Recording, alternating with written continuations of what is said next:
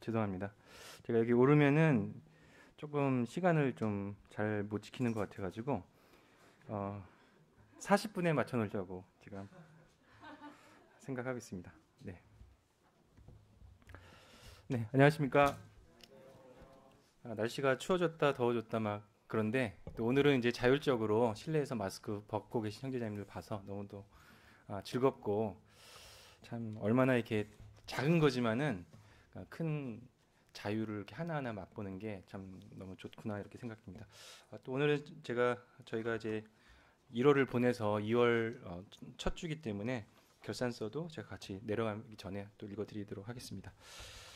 오늘은 제가 요즘에 학생회에서 선지서를 이제 공부하고 있습니다. 그래서 요나서, 요엘서, 그다음에 호세아서를 이제 공부했는데 참 그 내용들에서 배운 것들이 참 많아서 같이 좀 이렇게 나누고 싶어서 그 말씀들을 좀 준비했습니다. 우리 구약에 보면은 그 선지자들이라고 하는 그 말이 나옵니다. 근데 우리 혹시 형제자매님들 기억하실지 모르겠지만 최초의 선지자라고 기록된 사람이 있는데 혹시 누군지 살짝 이렇게 얘기해 주시면 들을 수 있을 것 같은데 창세기에 나옵니다. 창세기에 그는 선지자다 이렇게 말씀이 나오는데 순정이 모르겠지? 네, 바로 자매님 감사합니다. 아브라함이 그 최초의 선지자였다라고 기록이 되어 있습니다. 그때 그 말이 나올 때가 굉장히 자랑스럽고 훌륭했던 그런 때가 아니었습니다. 그때가 이제 20장 정도에 아마 이렇게 나오는 것 같은데 찾지는 않겠습니다만 이 하나님께서 그 소돔과 고모라로 그 천사를 보내는 그때에 내가 이듬해에 이제 아들이 있을 거다라고 했는데 그때 그가 이제 이동하면서 그 아비멜렉이라고 하는 아마 아비멜렉이 그 이집트의 바로가 파라오잖아요. 그러니까 어떤 왕 이름이잖아요. 그런 이름이었던 것 같아요. 어떤 특정한 사람의 이름보다는. 그래서 그 아비멜렉에게 이제 사라가 이제 잡혀갑니다. 잡혀가서 말이 좀 잡혀간 거지만은 이제 또 아브라함의 그 스킬, 거짓말하는 스킬 딱 있지 않습니까? 돌려막기 뭐 그런 거. 내 누이입니다라는 그 한마디로 내 아내입니다라고 했었어야 했는데 내 누이입니다라고 하는 그 한마디로 이 아비멜렉이 그녀를 데려갑니다. 정말 미인이었던가 봐요. 자, 그래서 이제 그 다음에 이제 그 이삭이 출산이 되어야 되는데 그때 그렇게 데려가 버리니 아마 아브라함은 정말 그때 하나님께 열심히 기도를 했었을 것 같습니다. 그날 저녁 때 이제 하나님께서 아비멜렉을 막 죽이시려고 막 이렇게 막 눌러버리시죠. 그랬더니 아비멜렉이 막 항거합니다. 아니 하나님 제가 무죄한데 왜 저를 이렇게 하십니까? 그녀 여자 때문이다. 그 사람이 그 자기 누이라고 얘기했습니다. 저는 무죄한데요. 하여튼 그런 스토리로 하니까 하나님께서 그때 그는 선지자라. 그가 너를 위해서 기도하게끔 하여라. 이런 이제 말씀을 하시거든요. 그래서 아브라함이 그때 선지자라고 하는 것을 말씀하시고 또 아비멜렉이 도로 원상복구를 도로 돌려주고 그 이듬해에 이제 이삭을 이제 출산하게 됩니다. 그래서 어떻게 보면은 굉장히 선지자라 하는데 좀 되게 부끄러운 어떤 기록처럼 느껴집니다. 그래서 선지자라고 할 때는 보통 예언자라고도 되어 있지만은 예언자라고 하는 것은 미래를 예언한다 어떤 그런 의미지 않습니까? 그런데 저희들이 많이 배운 것처럼 대언한다. 하나님의 말씀을 선포하는 사람. 이것이 선지자의 먼저 의미라고 생각할 수가 있습니다. 그런데 아브라함은 과연 어떻게 하나님을 선포를 했을까? 그런데 하나님께서 그 약속이 있습니다. 창세기 18장 19절에 보면은 굉장히 유명한 약속인데요. 외우기도 좀 좋습니다. 1819 내가 그로 그 자식과 건석에게 명하여 여호와의 도를 지켜 의와 공도를 행하게 하려고 그를 택하였나니 이는 나 여호와가 아브라함에게 대하여 말한 일을 이루려 함이니라. 그래서 하나님께서는 아브라함에게 말씀을 주셨습니다. 그렇죠? 창세기 12장에 내 족속과 내 집을 떠나 내가 복이 될 거다 이렇게 하시면서 그 말씀을 주셨고 그래서 아브라함의 그 일생에는 우상이나 이런 게 전혀 없습니다. 하나님만을 섬기면서 살아갔습니다. 그래서 하나님께 배운 하나님 자체를 자식과 권속에게 명해서 그 패밀리는 다 하나님을 섬기는 사람들이 되었다라고 하는 것을 보여줍니다. 그래서 그가 걸어가는 그 일생이 바로 아브라함이 이제 자주 누구에게 전도하고 이런 부분은 나오지 않지만 그가 살아가는 그 인생 자체가 하나님을 이렇게 보여주는 그런 인생이 되었다라고 하는 것을 저희들이 볼 수가 있습니다.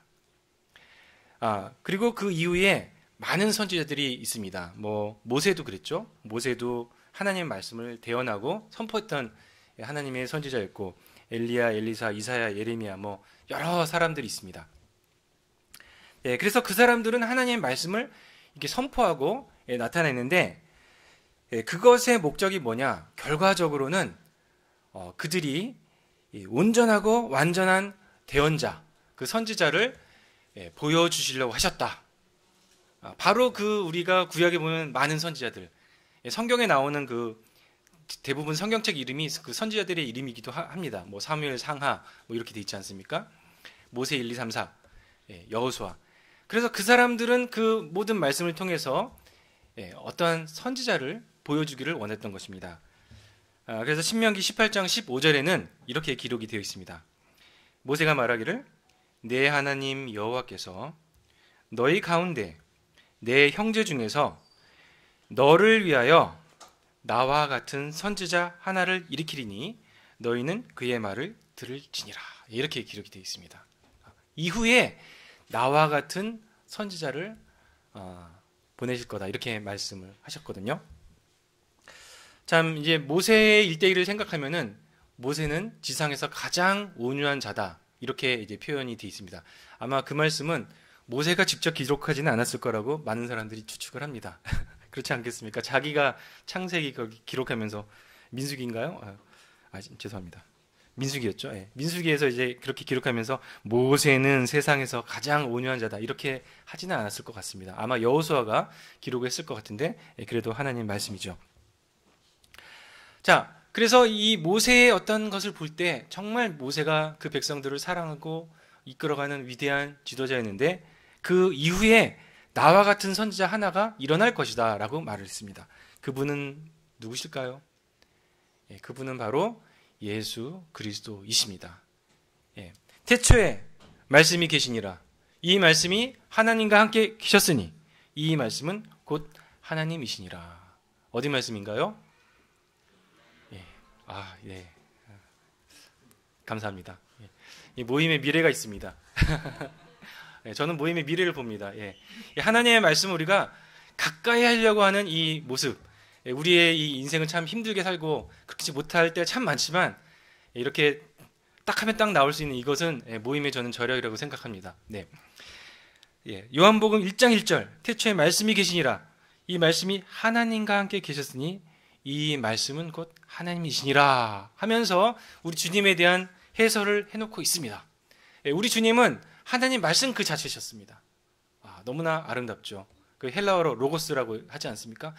그 말씀 자체, 하나님의 모든 뜻과 생각과 이런 그것이 다 이렇게 함축되어져 있는 그 모습 그대로 바로 그분이 바로 우리 주님이시라는 거. 그래서 그분이 바로 참된 그 선지자였습니다. 물론 그 앞에 있는 선지자가 참되지 않았던 것이 아니라 보여지는 선지자가 바로 우리 주 예수 그리스도셨다라고 하는 것을 생각할 때 저도 너무나 감사합니다. 그리고 그 앞에서 보여주었던 많은 그 선지자들이 바로 이분을 보여주시기 위해서 그렇게 고생들을 많이 하시고 그들의 삶에서 예레미야의 그 눈물, 호세아의 그 사랑, 이사야의 그 위대함, 이런 모든 것들이 한 분 예수 그리스도께 집중이 되어 있다는 것, 이것을 생각하면은 또 우리 주님, 우리 하나님에 대한 그 사랑을 저희들이 또 생각할 수가 있습니다. 그런데 그것은 단지 거기서뿐만 끝나는 것뿐만 아니라 우리에게도 이제 적용이 된다는 거 우리 형제자매들 너무나 잘 알고 계시죠. 바로 우리가 구약 시대의 선지자들과 동일한 그와 같은 선지자들입니다. 우리는 더 확실한 증거를 가지고 있습니다. 그리고 성령님을 가지고 있습니다. 그래서 우리의 삶 자체가 우리 하나님을 드러내는 그런 선지자라고 성경은 말을 하고 있습니다. 요나에 대해서 잠깐 보면요. 요나의 삶은 어떻습니까? 과연 그 요나가 선지자로서 굉장히 탁월하고 훌륭하고 이런 어떤 칭찬을 받을 만한 선지자인가 참 의문스럽습니다. 그는 참 담대하긴 담대했었죠. 막 하나님께 막 대들잖아요. 내가 죽기까지 뭐 죽을지라도 이렇게 막 하겠습니다. 막 이러면서 굉장히 담대합니다. 그렇지만 불순종하는 그의 속성이 있었습니다. 사실 주님이 이 요나에 대해서 언급하지 않았다면 그 주님이 그러시잖아요. 사람들이 우리한테 표적을 보여주세요. 그랬더니 이 악하고 음란한 세대에는 요나의 표적밖에는 보여줄 표적이 없다라고 딱 말씀하셨거든요. 만약에 우리 주님이 그때 요나를 언급하지 않으셨으면 우리가 요나에 대해서 별로 기억하지 않을 것 같아요. 그냥 쓱 지나갈 것 같아요. 그렇지만 주님이 그 말씀을 딱 하셨을 때 사람들이, 특별히 이스라엘 사람들이 요나가 그 물고기 뱃속에서 사흘 동안, 저는 이제 물고문이라고 좀 표현을 하고 싶습니다. 그렇게 막 뻣뻣했잖아요. 내가 안 가겠습니다. 나를 바다에 던지세요. 그렇게 해서 물고기가 삼키고, 그 다음에 주님이 그 물고기를 심해로 막 데려갔던 것 같아요. 막 콕 내려갔다가, 그리고 그 물고기가 좀 일부분이 좀 투명했던 것 같아요. 제 생각에. 그러니까 바다의 뿌리까지 막 봤다고 막 그러지 않겠습니까? 그러니까 그가 막 심해로 내려갔을 때 그 물의 그 압력, 막 숨도 못 쉬고 막 숨 쉴 만한 공간은 그 물고기 윗속에서 한 주먹만한 공간으로 숨을 막 헐떡헐떡하고 가겠느냐 안 가겠느냐 막 주님이 그렇게 하실 때 주님 이제 살려주세요 이렇게 하지 않습니까? 그렇게 고생하고 힘들었던 그 요나의 그 3일을 주님께서는 인자가 밤낮 사흘을 땅속에 있을 거라고 말씀을 하셨던 것입니다. 바로 주님의 죽음, 그 이후의 부활, 그것을 주님이 요나를 통해서 말씀을 하신 것이죠. 그래서 우리는 요나의 완전히 이 불순종하는 그 삶을 통해서 우리 주님의 온전히 순종하셨던 우리 주님의 삶을 저희들이 바라볼 수가 있습니다. 그리고 요나서는 참 위대하지 않습니까? 그 하나님의 속성, 주께서는 은혜로우시며 자비로우시며 노하기를 더디하시며 인애가 크시사 뜻을 돌이켜 재앙을 내리지 아니하시는 하나님. 참 외우기 좀 긴 부분이죠. 은혜로우시며 자비로우시며 사랑이 크신 하나님. 그 말을 다른 선지자가 얘기하는 게 아니라 요나가 말을 합니다. 그 니느웨 그렇게 자기 민족을 학살하고 또 그렇게 악하게 굴었던 그 니느웨 사람들을 에게 하나님께서는 가서 선포를 해라. 그러면 그들이 돌아온다. 요나가 안 갔습니다. 돌아오면 용서하실 걸 아셨기 때문에. 그래서 하나님이 용서하신 걸 보고서 막 성을 내죠. 성을 낸다고. 참 대단해요. 내가 이러니까 나 여기 안 온다고 그러지 않았습니까? 하나님은 정말 그들이 너무나 자비하셨습니다. 그런 아수르 사람들까지도 사랑하시는 하나님이셨습니다. 그 사랑은 지금도 변치 않고 동의를 하십니다. 오늘날 저를 용서하시고 용납하시는 하나님을 보면은 동일한 하나님이시라고 하는 것을 깨달을 수 있습니다. 이후에 그 요엘서가 있습니다. 요엘은 3장으로 이루어진 이 짧은 그 말씀인데 하나님께서 이스라엘이 회개치 않고 뻣뻣하게 또 우상을 숭배하고 또 이제 잘못하니까 메뚜기들을 보냅니다. 메뚜기들을 1대, 2대, 3대 이렇게 쫙 보내시면서 그 이스라엘이 먹을 수 있는 그런 모든 것들을 다 징계를 내리는 거죠. 없애버리는 거죠. 이 메뚜기 재앙은 사실은 그 이집트에서 하나님께서 이집트를 징벌하기 위해서 주셨던 재앙인데 그 재앙을 이제 이스라엘에게 행하신다는 것입니다. 근데 표현 참 재밌습니다. 우리나라 말에는 이제 메뚜기, 느치, 황충, 팥중이 이게 다 이제 메뚜기에 대한 말이에요. 근데 이제 우리는 농업국가이기 때문에 메뚜기 종류가 다양한 거죠. 사실 저는 잘 모릅니다. 근데 이제 영국은 그러니까 영어로 쓰는 사람들은 그 메뚜기가 그런 게 없으니까 어떻게 되냐면 작은 메뚜기, 메뚜기, 큰 메뚜기, 다른 메뚜기 이렇게 돼 있습니다. 예. 근데 사실 제가 또 원어를 좀 한번 보고 싶었어요. 원어로 보니까 원어를 읽을 수 있는 건 아니고 그 밑에 영어 해설이 있어서 그거를 봤는데 때로 오는 메뚜기, 기어오는 메뚜기, 불꽃같이 이제 불사르는 메뚜기, 씹어먹는 메뚜기 뭐 이렇게 되어 있더라고요. 예. 근데 그런 메뚜기를 통해서 하나님께서 이스라엘을 치셨습니다. 치시고 이제 너희 돌아와라. 돌아올 때 내가 너희를 회복시켜 주실 것이다. 이것이 이제 하나님의 메시지였습니다. 저는 그 요엘서 2장 25절에 이렇게 기록이 되어 있거든요. 내가 전에 너희에게 보낸 큰 군대, 그건 메뚜기와 느치와 황충과 팥중이가 먹은 횟수대로 너희에게 갚아주리라. 이렇게 말씀하셨습니다. 참 저도 제 인생을 이렇게 좀 돌이켜 보면서 참 그때 좀 이랬으면, 그때 이랬으면, 이때 이렇게 했었으면 더 좋았을 텐데 이런 후회를 할 때가 참 많이 있습니다. 그리고 또 구원받은 이후에도 말이죠. 구원받기 전에 어떤 사람은 그럴 것입니다. 내가 조금만 더 일찍 구원받았었으면 어쩌고 저쩌고 이렇게 뭐 이랬을 텐데, 어떤 이런 죄의 결과를 갖지 않고 뭐 이렇게 됐을 텐데, 이렇게 생각할 수가 있을 것입니다. 근데 하나님께서는 하나님께 돌아오는 때에 그 전에 모든 것들을 다 보상을 해주신다라고 말씀하셨습니다. 이게 어떻게 가능할까요? 어떤 분이 90세에 구원을 받으셨어요. 근데 91세에 그분이 이제 주님께로 가셨어요. 그럼 그 평생 살아오신 그것을 하나님께서 갚아주실 수가 있을까요? 이게 가능한 일일까요? 한번 제가 그 부분에 좀 생각을 했습니다. 왼손에 귤을 들고 한 손에 사과를 들고 있으면은 이건 우리가 이제 1대1이라 거의 얘기할 수 있지 않겠습니까? 근데 왼손에 귤을 들고 오른손에 5만 원권을 딱 들었어요. 그러면 똑같은 귤이지만 상대적으로 이 귤의 가치는 좀 작아지게 되죠. 마찬가지로 우리 왼손에 우리가 잃어버렸던 시간과 노력과 금전과 이런 것들이 있어요. 갖고 싶었던 그런 것들, 그런 가치들이 있습니다. 그런데 우리 오른손에 하나님을 잡으면 상대적인 가치는 어떻게 됩니까? 이 모든 것들은 아무 가치가 없게 되는 것입니다. 그리고 우리가 이 하나님에 대해서 점점 알아가면 더 알아갈수록 이 예전의 가치나 이런 것은 완전히 사라지게 될 것입니다. 이것이 바로 하나님의 놀라운 계산법입니다. 그래서 우리가 하나님을 알게 되면은 과거의 어떤 것과는 상관없이 그런 모든 것들은, 그 가치들은 사라지게 되고 오로지 하나님의 가치만 늘어나는 것입니다. 그래서 하나님께서는 우리가 잃어버린 그 모든 것들을 하나님께서는 갚아주신다라고 말씀하실 때 우리가 아멘이라고 말을 할 수가 있습니까? 아멘이십니까? 목소리가 작으신 것 같아요. 별 합하지 않으신가요? 아멘이십니까?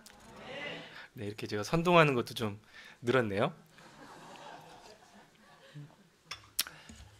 우리 선양이가 되게 좋아할 것 같아요. 이 자리에 없는데. 요엘서 2장 28절에 그 후에 내가 내 영을 만민에게 부어주리니. 그래서 요엘서에 약속하신 이 약속이 사도행전의 2장에서 이루어집니다. 성령님께서 우리 가운데 거하십니다. 그래서 구약에는 그 제한적인 사람들만이 선지자들이 될 수가 있었습니다.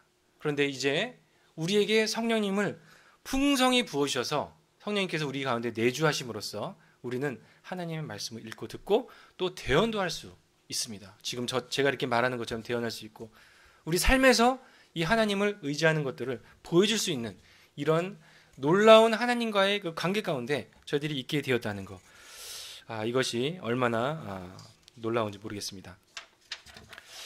마지막으로 이 호세아를 통한 제가 이제 묵상한 것을 성도들과 좀 이렇게 나누고 싶습니다. 호세아는 북왕국 이스라엘에 대해서 주로 많은 예언을 했습니다. 호세아서는 14장까지 기록이 되어 있는데 역사적인 어떤 그런 내용들은 1장에서 한 3장까지 기록이 되어 있습니다. 그리고 4장부터 14장까지는 이스라엘과 유다의 그 범죄, 그리고 그런 가운데서 구원하시고자 하는 하나님의 노력, 또 사랑, 이런 것이 이제 기록이 되어 있습니다. 특별히 11장에는 하나님의 사랑의 호소가 있고 14장에 정말 결말적인 그런 하나님의 간곡한 호소가 있습니다. 네,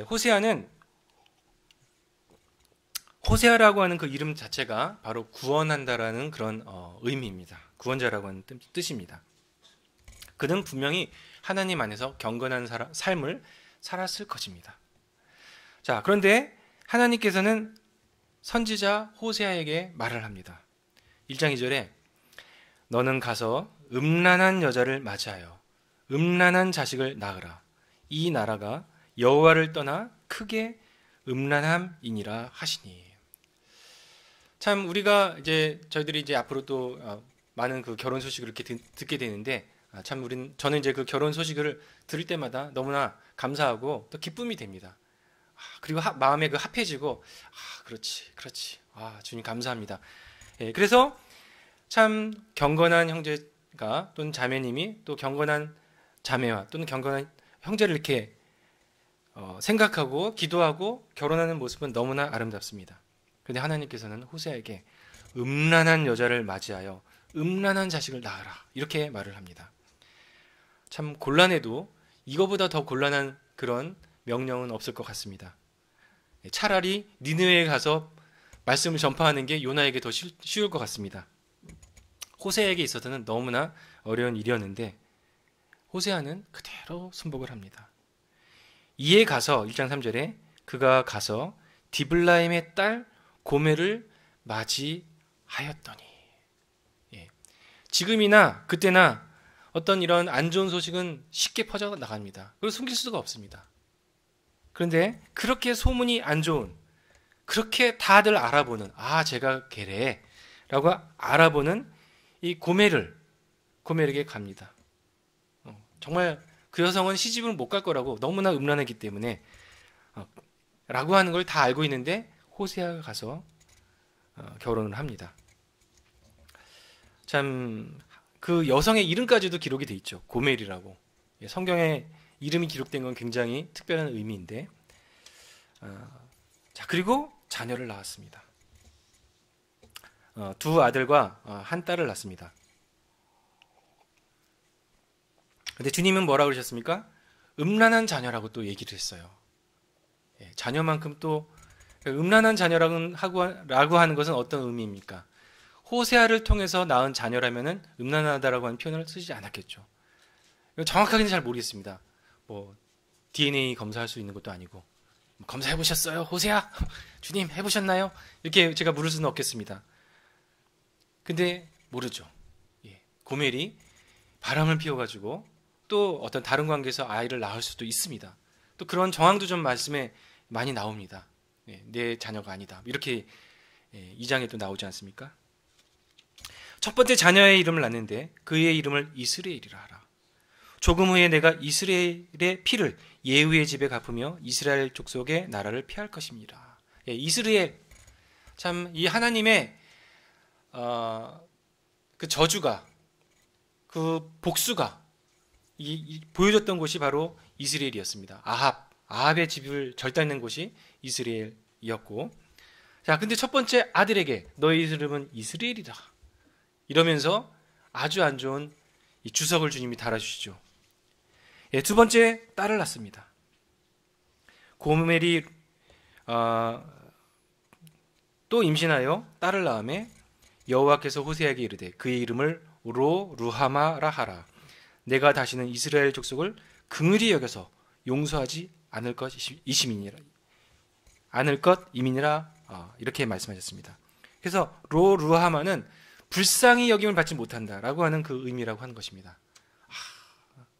딸은 정말 그 아버지의 또 다른 어떤 자식 아닙니까? 많은 우리 자녀들이 있는데 불쌍히 여김을 못 받을 자야 이렇게 이름을 지라고 하셨는데 또 그렇게 지었죠. 자, 그 다음에 고멜이 로루하마를 젖된 후에 또 임신하여 아들을 낳음에 여호와께서 그의 이름을 로암미라 하라. 너희는 내 백성이 아니요 나는 너희 하나님이 되지 아니할 것입니다. 로 암미. 암미가 이제 나의 백성인가 봐요. 근데 로 암미니까 나의 백성이 아니다. 마지막 아들, 막내 아들을 낳는데 너는 내 백성이 아니야. 너는 내 백성이 아니야. 어디 갔다 왔니? 밥은 먹었니? 너는 내 백성이 아니야. 좀 무섭지 않으세요? 너무 심각하죠. 이런 것을 하나님께서 호세아에게 말씀하셨던 것입니다. 호세아에서 2장 초반에는 매우 좀 경멸한 장면이 나옵니다. 제가 다 읽지는 않겠지만 마치 무슨 부부싸움 하는 것처럼 아주 그렇게 하는 것 같습니다. 2장 5절에 이렇게 기록이 되어 있습니다. 이는 그가 이르기를 나는 나를 사랑하는 자들을 따르리니 그들이 내 떡과 내 물과 내 양털과 내 삶과 내 기름과 내 술들을 내게 준다 하였음이니라. 참 목록도 많은데 거기에 모두 다 네네네 나나나 이렇게 기록이 되어 있습니다. 죄라고 하는 것의 가장 큰 특성은 뭐냐? 하나님을 저버리고 나의 것을 쫓아가는 것입니다. 나의 생각, 내 것, 나의 어떤 것, 내가 사랑하는 나나나나 이것이 그 죄의 어떤 속성입니다. 하나님을 저버리고 나의 계획, 나의 재물. 그런데 사실 우리가 살아가면서 얻게 되는 모든 것은 나의 것이 아니라 하나님이 주시는 것입니다. 자, 고멜이 세상적인 표현으로 바람이 나가지고 그런 짝들을 찾으러 다닙니다. 근데 세상적으로도 보면은 우리가 보면 다 알지 않습니까? 유유상종입니다. 그런 것을 쫓는 사람들은 그런 사람들을 만납니다. 그리고 그런 것을 쫓으면서 행복할 거라고 생각하지만은 절대로 행복하지 않은 그런 결말을 봅니다. 뭘 하면은 행복하고 뭘 하면 좋을 것 같고 사실은 저의 육신도 그런 걸 갖고 있습니다. 그렇지만 하나님을 떠나서 우리가 무엇을 행하고 할 때 완벽한 영원한 그런 즐거움을 우리가 행복을 얻을 수가 없습니다. 고멜 역시 그런 자를 쫓아가서 그 쾌락의 밤을 보내고 술과 음식과 이런 것을 즐겼지만 그 다음날 아침에 일어나서 자기들 눈앞에 베풀어져 있는 그런 어떤 그런 이 지옥과 같은 환경을 그녀는 깨닫게 됩니다. 술에 항상 취해 있을 수는 없습니다. 술에 깨게 됩니다. 깨는 그 순간 그는 그런 모든 안 좋은 것들을 보게 됩니다. 그리고 그는 결국 어떻게 됩니까? 큰 빚을 지고 또 아마 창기로 그렇게 활동을 했던 것 같습니다. 그래서 여기저기 돌다가 가치가 없어지니까 또 다시 그런 인신매매 시장에 나갑니다. 그래서 그녀는 큰 빚을 지고 인신매매 시장에 갔습니다. 그때 호세아가 하나님의 명을 받습니다. 호세아 3장에 이렇게 되어 있습니다. 여호와께서 내게 이르시되 이스라엘 자손이 다른 신을 섬기고 건포도 과자를 즐길지라도 여호와가 그들을 사랑하리니. 참 하나님께서는 결코 당신이 약속하신 이스라엘 백성을 놓는 적이 없습니다. 심지어 하나님께서 그들을 바벨론 포로로 보내셨을지라도 심지어 전 세계에 흩으셨을지라도 하나님께서는 이스라엘 백성과 하신 그 약속을 결단코 포기하지 않으십니다. 우리는 미리 알고 있습니다. 이 사람이 사람과 가장 긴밀한 관계를 가지는 것을 우리는 결혼이라고 말을 합니다. 하나님께서는 우리 인생들을 멀리 있는 어떤 그런 존재로 부르신 것이 아니라 가장 가까운 하나님의 모든 것을 듣고 말할 수 있고 느낄 수 있는, 만질 수 있는 이 결혼이라고 하는 관계로 저희들을 부르셨습니다. 이것은 얼마나 놀라운 하나님의 말씀인지 모르겠습니다. 하나님은 절대적으로 우리를 사랑하십니다. 여호와께서 호세아에게 뭐라고 말씀하시면 너는 또 가서 타인의 사랑을 받아 음녀가 된 그 여자를 사랑하라. 타인의 사랑을 받아 음녀가 된 그 여자를 사랑하라. 이렇게 말씀하셨습니다.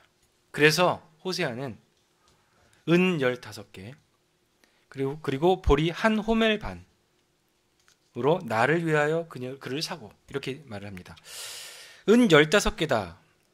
이제 은을 한 은이 한 세겔이면은, 옛날에 그 요셉은 그 20세겔로 이제 팔렸습니다. 노예로 팔린 거죠. 그리고 보리 한 호멜 반은 지금으로 따지면 195kg이라고 합니다. 그럼 꽤 되죠. 그러면 이제 4416, 40kg 포대로 하면은 한 4포대 좀 반 정도 이렇게 되겠습니다. 자, 이렇게 그걸 가지고 결과적으로는 어떤 노예, 어떤 그런 삶. 근데 그 요셉보다는, 한 사람의 노예보다는 미치지 못하는 그런 가격의 사람이었던 것 같습니다. 자,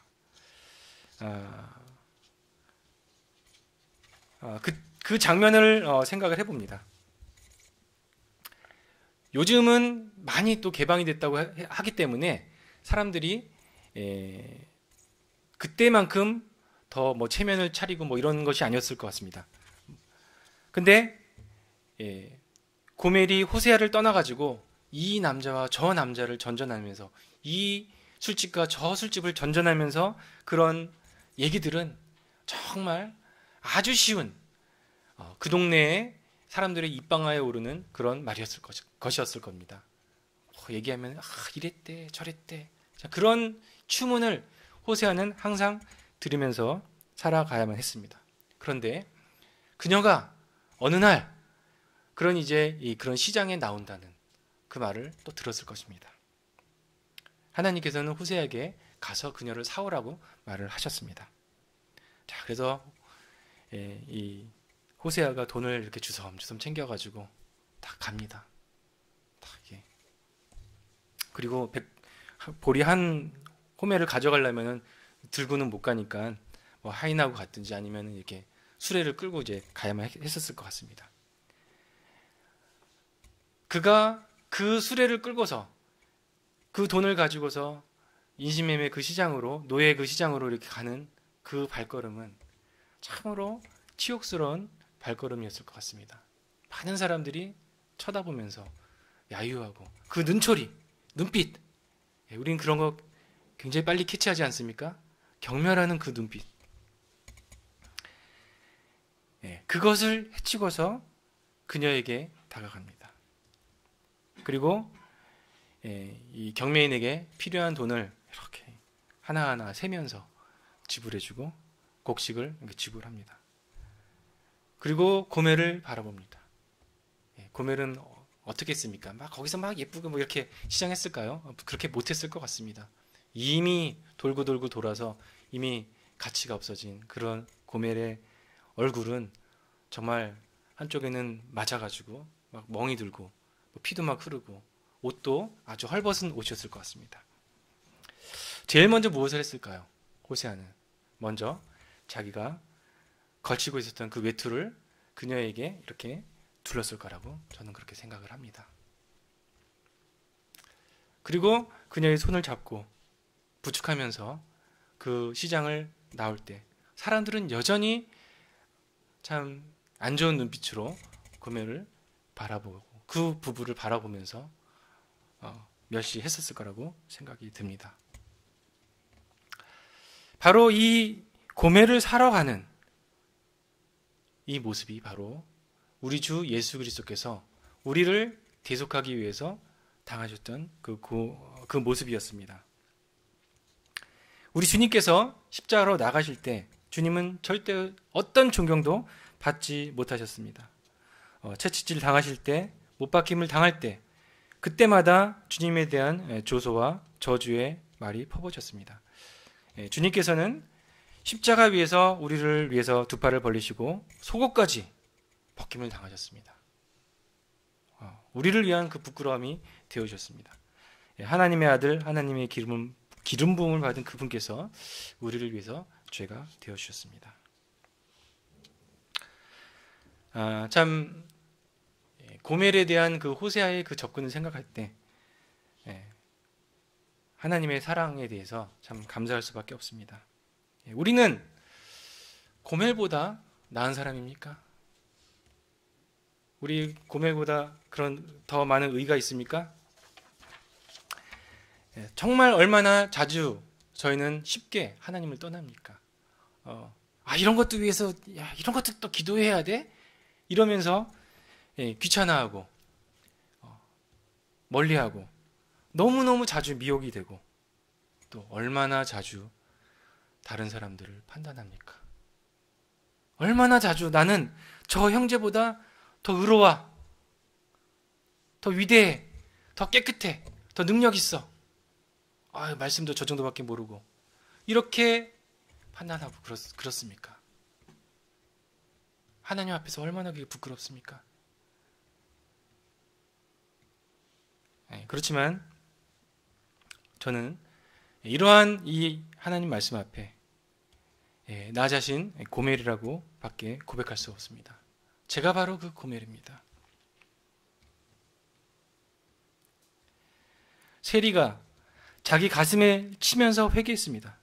근데 그 사람은 저를 깨끗하게 해주세요 이렇게 하기 위해서 했던 것이 아닙니다. 그 모습이 그랬습니다. 내가 하나님 죄인입니다. 사실 하나님 앞에서 우리는 제 자신은 제가 바로 죄인입니다. 이렇게 얘기할 수밖에 없습니다. 우리의 그 죄의 본성이 그렇게 말을 합니다. 사도 바울이 나는 죄인의 괴수다라고 얘기했을 때 괴수였다라고 얘기하지 않았습니다. 나는 현재 죄인의 괴수다라고 말을 한 것입니다. 우리가 그리스도의 의를 할 때, 하나님의 그 의를 할 때 우리는 그냥 죄인의 괴수입니다라고 밖에 얘기를 할 수가 없습니다. 우리가 내 자신이 고멜이라고 하는 것을 고백하고 할 때 우리는 하나님의 은혜를 경험하게 됩니다. 또 하나님의 사랑을 경험하게 됩니다. 그리고 우리는 아무것도 어떤 힘도 없고 능력도 없다라고 하는 것을 깨닫게 됩니다. 고멜입니다. 그러한 우리를 하나님께서는 말씀하시고 또 사랑하시고 일으켜주십니다. 호세아서 2장 19절에 이렇게 말을 합니다. 내가 내게 장가들어 영원히 살되 공의와 정의와 은총과 긍휼히 여김으로 내게 장가들며 진실함으로 내게 장가들리니 내가 여호와를 알리라. 하나님은 한 번도 우리를 버리신 적이 없습니다. 우리가 하나님께 나아가기 좀 껄끄러울 때가 있습니다. 내가 지금 이런 상태에서 나갈 수 있나? 그런데 주님은 그러한 내가 하나님께로 올 때 하나님은 영원한 그 탕자의 아버지의 사랑으로 우리를 기다리십니다. 우리를 맞이하십니다. 그런 생각들이 다 잘못된 것이라고 하는 것을 보여줍니다. 호세아서 11장 4절에 이렇게 기록합니다. 내가 사람의 줄, 곧 사랑의 줄로 그들을 이끌었고 사랑의 줄로 이끌었다. 너무나 아름다운 말 아닙니까? 이것은 바로 이스라엘을 애굽에서 데리고 나오실 때 그 광야를 걸으시면서 그들이 얼마나 많은 잘못을 많이 했습니까? 어디서 시험하고 저렇게 해서 시험하고 들어가지 않겠다고 얘기하고 그렇지만 하나님께서는 그것을 내가 그들을 사랑의 줄로 이끌었다 이렇게 말씀을 하십니다. 하나님은 절대로 우리를 포기하지 아니하십니다. 11장 8절에 에브라임이여 내가 어찌 너를 놓겠느냐 이스라엘이여 내가 어찌 너를 버리겠느냐 내가 어찌 너를 아드마같이 놓겠느냐 어찌 너를 수보인같이 두겠느냐 내 마음이 내 속에서 돌이키어 나의 긍휼이 온전히 불붙듯 하도다. 절대로 하나님은 우리를 포기하실 수 없습니다. 이 말씀을 볼 때 저는 로마서 8장 34절을 떠올리게 됩니다. 38절에 이렇게 되어 있습니다. 내가 확신하노니 사망이나 생명이나 천사들이나 권세자들이나 현재일이나 장래일이나 능력이나 높음이나 기쁨이나 다른 어떤 피조물이라도 우리를 우리 주 그리스도 예수 안에 있는 하나님의 사랑에서 끊을 수 없으리라. 위대한 하나님의 사랑이 승리하십니다. 어떤 주석을 보니까 이렇게 되어 있습니다. 호세아 6장 1절에 오라 우리가 여호와께 돌아가자. 여호와께서 우리를 찢으셨으나 돌을 낫게 하실 것이요 우리를 치셨으나 싸매어 주실 것입니다. 여호와께서 이틀 후에 우리를 살리시며 셋째 날에 우리를 일으키시리니 셋째 날에 우리를 일으키신다. 이것은 바로 셋째 날 하면 우리는 잘 알고 있죠. 우리 주님께서 부활하심. 우리를 주님께서 부활하신과 함께 우리가 연합이 되어서 본질적인 변화로 승리케 하신다는 이 말씀이십니다. 셋째 날에 우리를 일으키신다. 우리 주님께서 이렇게 말씀하십니다. 호세아 14장 4절에 내가 그들의 반역을 고치고 기쁘게 그들을 사랑하리니. 우리 주님께서 돌아온 우리에게 우리를 변화시킨다고 말씀하셨습니다. 호세아서 1장 7절에 그러나 내가 유다 족속을 긍휼히 여겨 그들의 하나님 여호와로 구원하겠고 활과 칼이나 전쟁이나 말과 마병으로 구원하지 아니하시리라.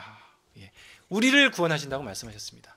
우리가 주님께로 왔을 때 상처받고 아무 능력이 없고 아무 어떤 자존감이나 아무것도 자랑할 것이 없을 때 하나님께서 우리를 구원하십니다. 우리의 일생에 손을 대십니다. 그리고 우리에게 성령님을 풍성히 부어주심으로 말미암아 성령님으로 우리의 삶을 우리 주님께서 변화를 시켜주십니다. 우리가 제 자신이 고멜인 것을 알 때 참 이러한 하나님의 능력이 우리에게 임함을 생각할 때 주님께 참으로 감사드립니다. 이상으로 말씀을 마치겠습니다. 기도하겠습니다. 아버지 하나님 감사드립니다.